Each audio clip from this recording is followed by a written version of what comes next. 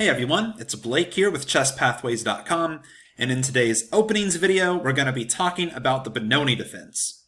The Benoni Defense is a response to the Queen's Pawn opening involving an early c5 from black.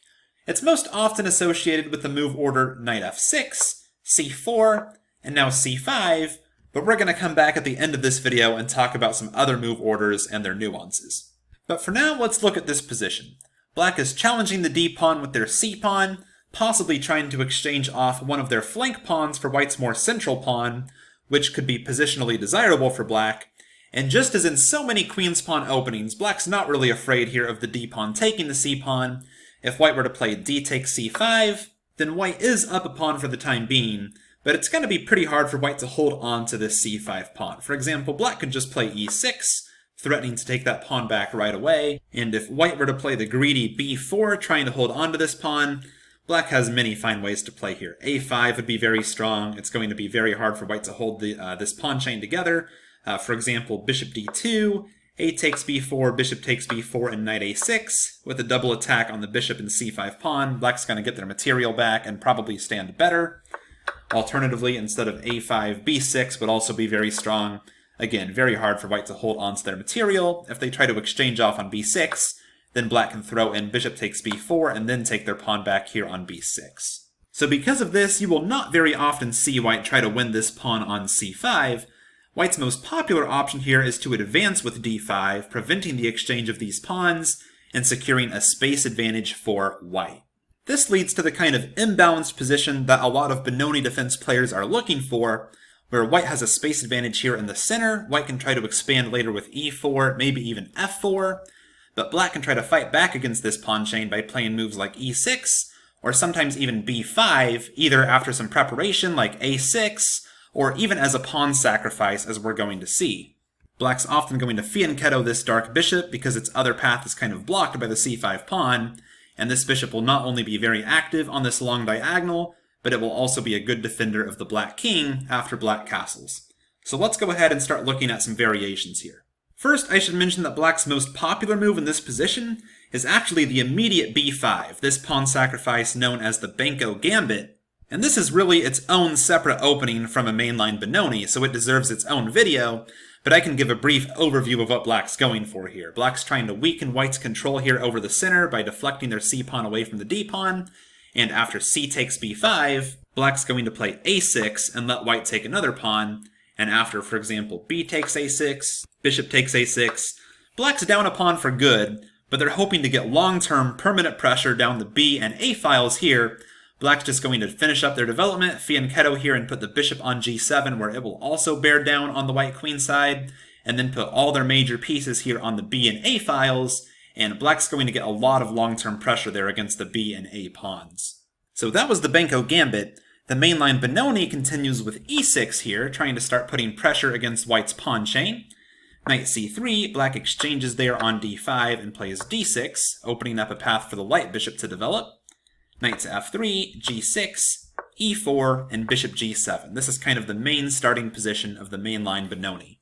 White has a strong center, but black has succeeded in exchanging off this c4 pawn and securing a queenside pawn majority of 3-on-2 here on the queen side. In this position, white will often spin to tempo to play h3, simply because this bishop now doesn't really have a good square to develop.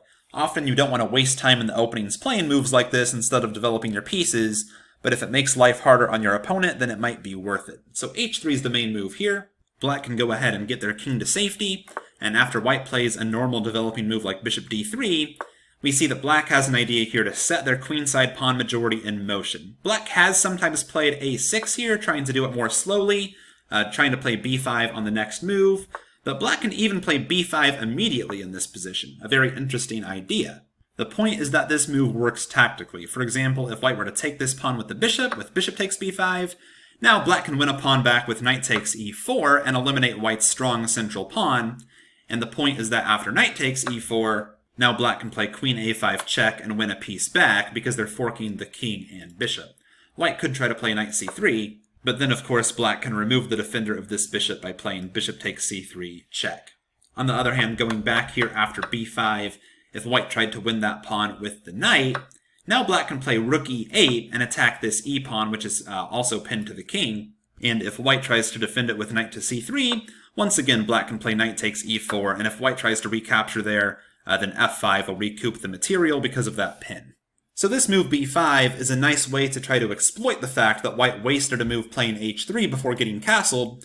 The fact that white is still one tempo away from getting castled in this position makes these tactics possible that justify the immediate b5. White can certainly try to play more aggressively against the Benoni and take even more space in the center.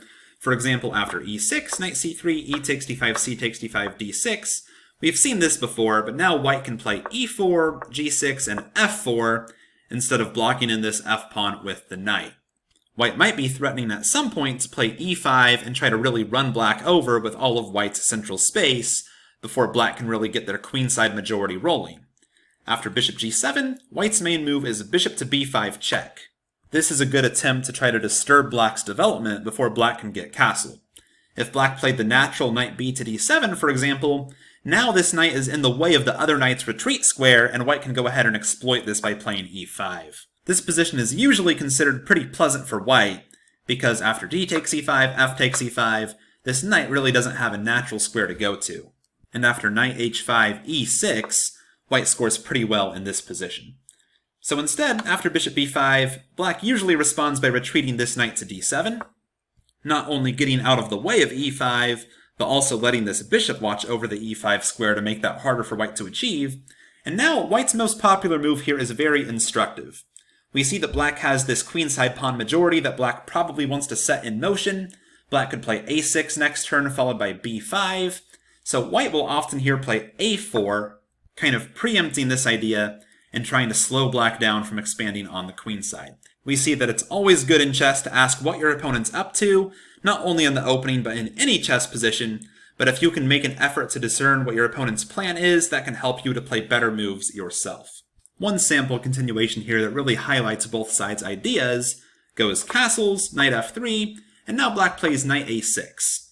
Black's not really worried about white taking there, that would give up white's strong bishop. Black would have the bishop pair then, and black could get play down the open b file. And otherwise, this knight's probably headed for c7, where it could chase this bishop away and help support b5.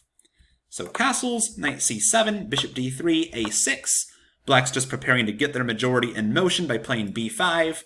Rook to e1. Black takes some time to play rook e8 here and add some pressure to white's center, possibly trying to slow white down before they can play e5. And after bishop e3, rook to b8, bishop f2, and after all of black's preparation, they're finally ready to play b5 and set that majority in motion, possibly continuing on with playing b4, kicking the knight out of the way, opening up this bishop's diagonal more, and black's finally getting some active play, but of course white still has this menacing space advantage here in the center, and again, a very imbalanced game is the result. So far we've only looked at black playing e6 here on move 3, trying to start tearing down the white center. Black also has an interesting alternative in e5. This is the check variation of the Benoni defense, and it usually leads to a very locked center, because white does not want to take en passant here usually. If white plays d takes e6, then after f takes e6, all white really did was trade off one of their strong central pawns for the f-pawn here on f7, and black could find themselves with a space advantage after black plays a later d5. So instead, after e5, play might continue knight to c3, d6, e4, and the center is completely locked. White does have a space advantage, but this is really all going to come down to play on the flanks because playing in the center is impossible. You really always have to consider your possible pawn breaks in these locked center positions. Black is probably either going to play for an eventual b5 or f5, and likewise for white. White's probably going to play for either f4 or b4 after some preparation and finishing up development. But for the time being, the game is likely to proceed slowly because the center is so locked up. After 2c5, white's overwhelmingly most popular move is to play d5, as we've been looking at, but let's consider what happens if white does not play d5 and simply keeps on developing.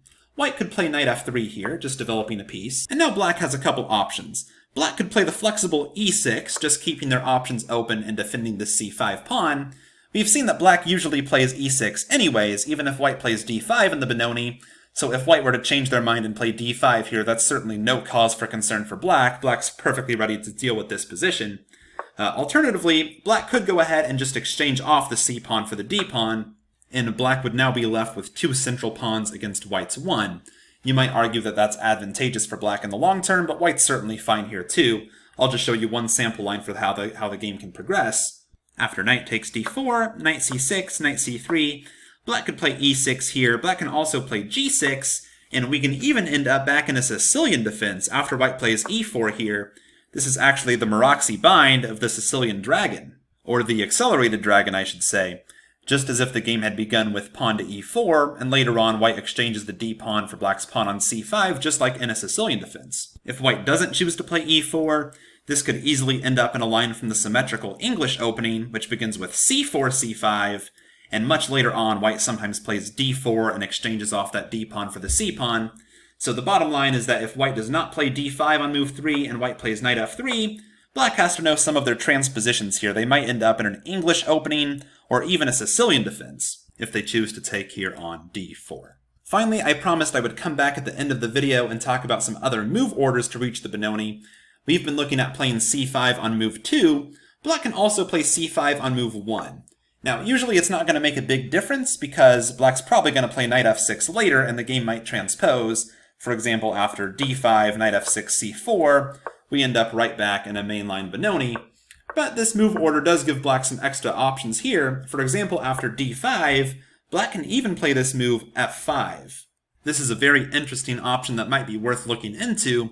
Of course, it does weaken the black king a little bit, but from black's perspective, white's committed to advancing this pawn to d5, and now black takes the time to make e4 harder to achieve before developing this knight to f6.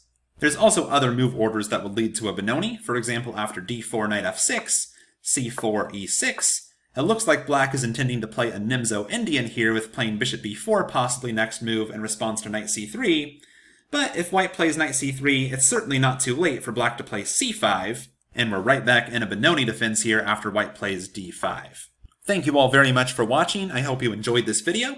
Please make sure you visit chesspathways.com right now. I'll put a link down in the description and get signed up. It's totally free, only takes a couple seconds, and I will send you a free move-by-move guide to chess thinking when you join. So please check it out. I look forward to helping you achieve your chess goals. Thanks, and I'll see you there.